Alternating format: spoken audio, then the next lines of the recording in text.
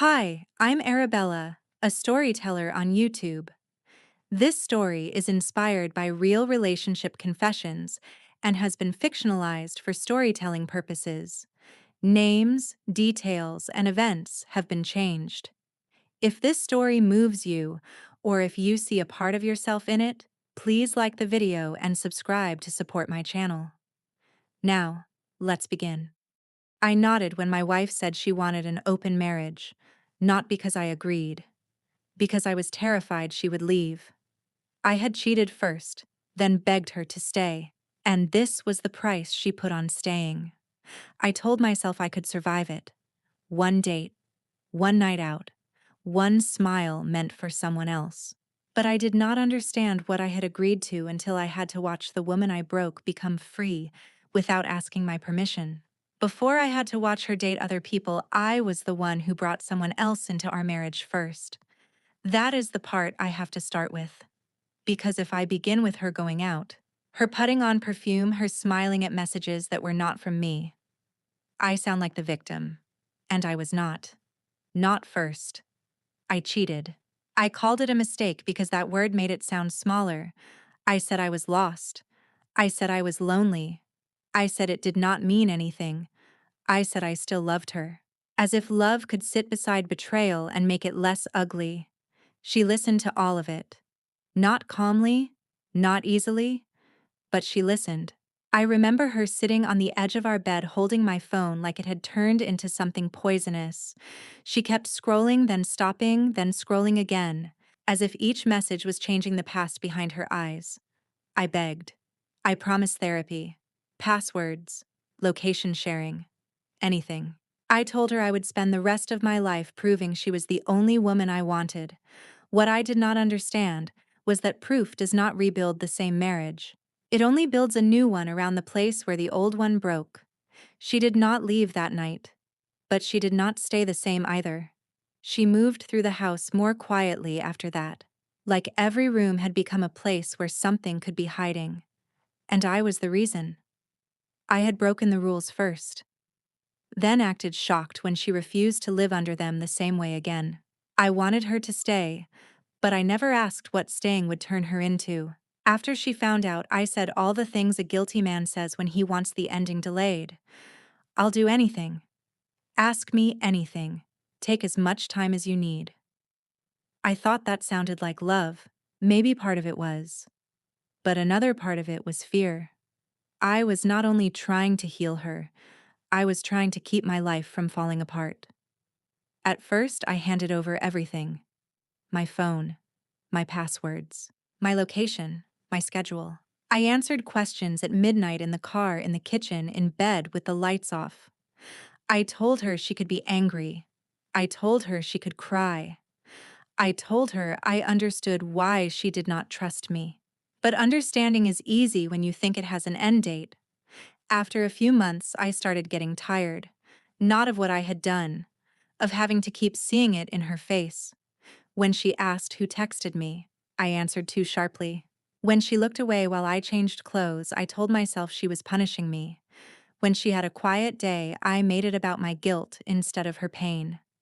I wanted forgiveness, but I wanted it to arrive as the old version of her, the woman who reached for me without thinking, the woman who believed me the first time, the woman who needed me to feel safe. But that woman was gone, and I had been the one who made her leave. Her condition was not forgiveness. It was a contract I was too afraid to read carefully. She told me one night at the kitchen table after weeks of sleeping beside me like distance had become a third person in our bed. She said, "If I stay, I don't want the same marriage." I said, "Whatever you need." Too fast. Too desperate. Because all I heard was if I stay. I did not hear the warning inside it. She looked at me for a long time, like she already knew I was agreeing to something I had not understood. Then she said, "You opened this marriage when you chose someone else. I'm just refusing to be the only one locked inside it." I felt the room tilt. I asked, "What does that mean?" She said she wanted freedom, not revenge, not permission to hurt me back. Freedom, the right to go out without giving me every detail, The right to meet people. The right to feel wanted without feeling like a fool for still wanting the man who had betrayed her. I should have said no if I could not live with it. I should have admitted I wanted forgiveness, not equality. But I was terrified. So I nodded. I told myself this was temporary. A phase. A test. A way for her to feel in control before coming back to me completely. I thought if I endured it quietly, I would prove I loved her enough. But what I really believed was that she would eventually get tired of freedom, that she would try it, hate it, and return grateful to the marriage I had damaged. That was how selfish I still was. Even while agreeing to her condition, I was secretly planning for the day she would become the woman I remembered. I did not understand that she was not asking for space inside our old marriage.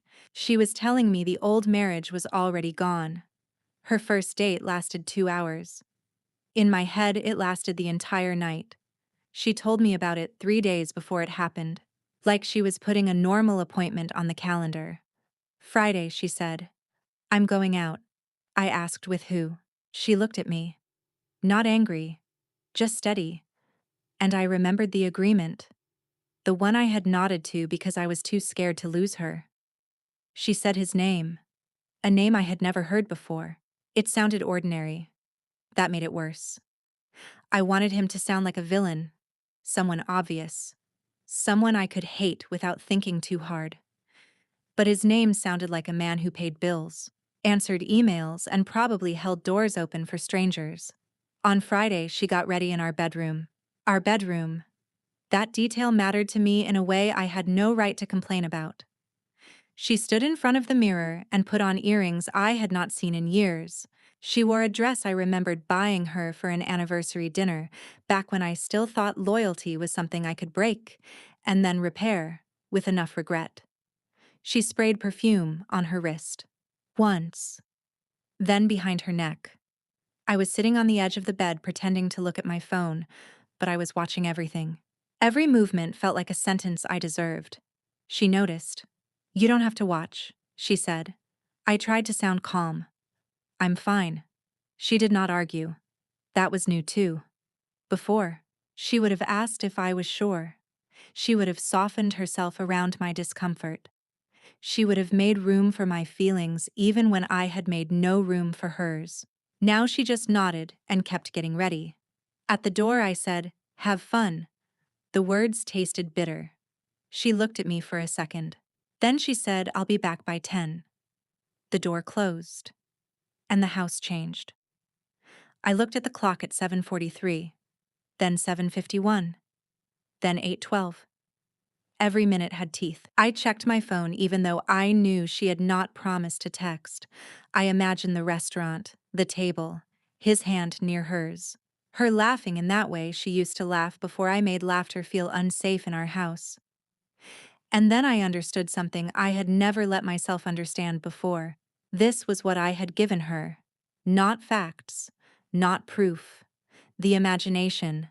That cruel, empty space where the person you love is somewhere else, and your mind fills in every detail your heart cannot survive. When she came home, it was 9:58. On time. Calm. She took off her shoes by the door and said, "I'm going to shower." I asked too quickly. "How was it?" She looked at me for a long moment. Then she said, "Nice." Just that. Nice. And somehow that one word punished me more than any detail could have. Every date after that became a room I locked myself inside. She did not go out every night. That almost made it worse. Because I never knew when the next one would come. Sometimes a week would pass and I would let myself believe it was over. I would think maybe she got what she needed. Maybe she realized this was only making things worse. Maybe she still loved me enough to stop. Then her phone would light up, and I would see the name. Not always the same name. That was another thing I had not prepared for. When I cheated, there had been one woman, one secret, one version of myself I could hate and explain. But my wife's freedom did not come in a shape I could control. Sometimes it was dinner, sometimes drinks, sometimes just coffee after work with someone who made her smile at the screen, before she even noticed I was watching. I hated that smile, not because it belonged to someone else, because I remembered creating the emptiness that made it feel necessary. Still, I became ugly.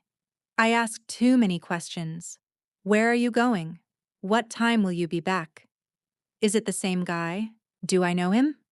Each question came out wearing concern, but underneath it was fear. She knew. She always knew. One night she said, "You didn't ask for details when you were lying to me." I said, "That's not fair." She looked at me. "No, it isn't." And there it was again. The mirror. I wanted transparency from her because my imagination was killing me. But I had once demanded privacy from her while using that privacy to betray her. I wanted her to reassure me, but I had taught her that reassurance could be fake. I wanted her to tell me nothing happened. But I knew better than anyone how easy those words were to say. That was the prison I had built for myself. Not her dates, not the men, my own memory. I had lied so well that now I could hear lies in every silence. I had hidden so much that now every closed door felt like proof.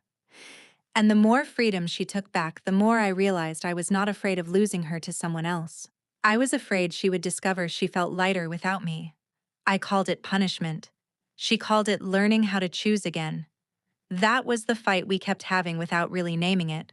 Every time she went out, I saw it as another night I had to survive. Another bill I was paying for what I had done. Another reminder that the woman I married could now walk out of our house looking beautiful for someone who had not broken her. I told her it was cruel. She looked at me like the word had landed somewhere familiar. "Cruel?" she asked. I said yes. "You know what this is doing to me." She set her keys on the counter. Calmly. That calmness made me feel even smaller. Then she said, "I knew what your affair was doing to me, too." I opened my mouth. Nothing useful came out. She continued. "But I still had to wake up next to you. I still had to go to work. I still had to smile at people who thought we were fine. I still had to decide who I was after you made me feel replaceable." I said, "So this is revenge?" She shook her head. "No. Revenge would mean I'm still organizing my life around your pain." That sentence stopped me. Because I had been so sure I was the center of what she was doing. The wounded husband. The one being forced to watch. The one paying. But she was telling me I was not the point.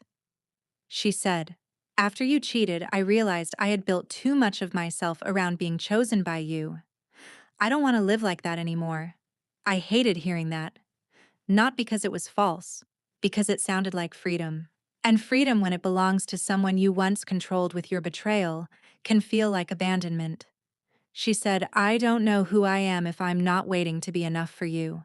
Then she picked up her keys again. "I'm trying to find out." That was the moment I understood she was not simply hurting me back. She was walking through a door I had opened, and I hated that she no longer needed my permission to step outside. The other men did not hurt me as much as the woman she became around them. That was the truth I did not want to admit. At first, I made it about them. I imagined their faces, their voices, the way they might look at her across a table, whether they noticed the small scar near her wrist, whether they made her laugh without trying too hard, whether they knew what her coffee order was, or how she got quiet when she was thinking. I wanted them to be the problem, because if they were the problem, then maybe I could compete. I could be better, kinder, more present, more careful. But the real pain was not that someone else wanted her. Of course they did.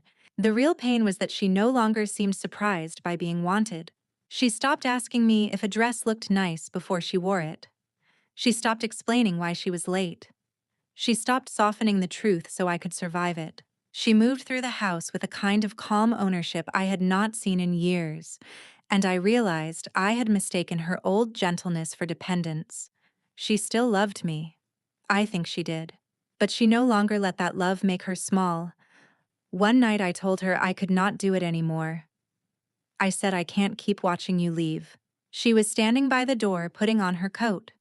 She paused, but she did not turn around right away. I said, Do you even understand what this feels like? Then she turned, and the look on her face almost made me wish I had not asked.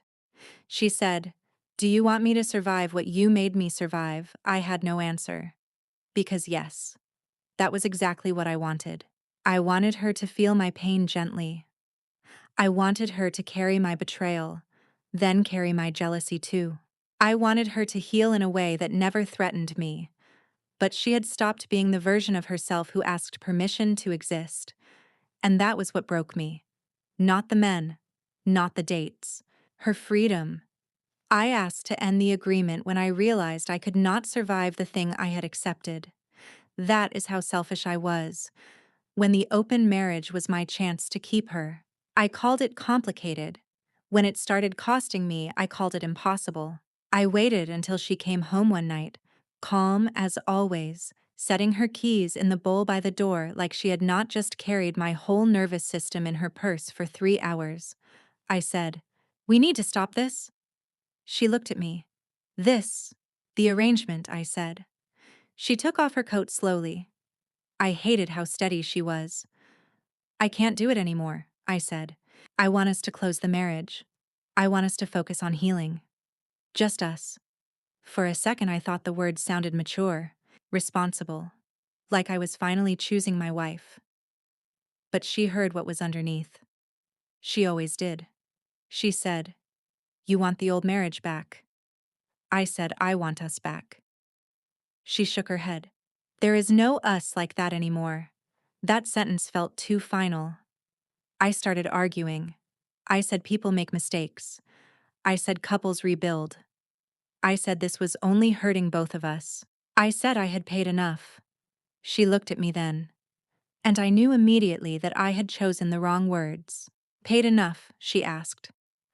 I went quiet. She said, "You still think this is a punishment with an end date?" I wanted to deny it, but I could not. Because that was exactly what I had believed. I thought if I endured enough nights, enough jealousy, enough images in my head, she would eventually hand me back the marriage I had broken. But she was not holding it somewhere. It was gone. The next week, she canceled our therapy appointment. Not angrily, just canceled. Then she moved into the guest room. Then came the separate bank account, the divided bills, the new password on her laptop, the apartment listing open on her screen when I passed by the kitchen. Each thing was small, practical, quiet, but together they formed a door. And I finally understood. The agreement was never the cage. It was the bridge she used to walk out. I wanted to be forgiven, but I could not stand the woman forgiveness had created. That is the truth I avoided for too long. When I begged her to stay, I imagined forgiveness as a return. Back to our bed. Back to Sunday mornings. Back to her laughing at my jokes in the kitchen. Back to the version of her who believed that loving me meant choosing me first even when I had chosen someone else. But forgiveness, if that is what it was, did not take her backward. It took her somewhere I could not follow. She became quieter at first, then clearer, then freer. And I kept mistaking each new part of her for another way she was punishing me. When she stopped explaining herself, I called it cold. When she made plans without me, I called it distance. When she looked beautiful for a night that had nothing to do with me, I called it cruelty. But maybe it was none of those things. Maybe it was what happens when someone survives the thing they thought would destroy them. They do not come back the same. And I wanted her to. That was the selfishness still living under all my regret. I wanted her to heal, but only in a way that kept me comfortable. I wanted her to be strong, but not strong enough to leave. I wanted her to forgive me, but not free herself from needing me. I wanted her pain to end as long as the end of her pain did not become the beginning of her independence. That is what I could not bear. Not the dates. Not the other men. Not even the agreement. I could not bear seeing the woman I broke discover that she could belong to herself, because once she knew that my apologies had less power, my fear had less power, my love had less power. And maybe that is what I was really fighting. Not an open marriage, not her freedom, the fact that I had asked her to stay after I shattered her trust. then hated the version of her who learned how to survive staying. So I will leave you with this. When someone opens a wound first, do they have the right to complain about the scar? Or are they only afraid because the person they hurt finally learned how to live outside the pain?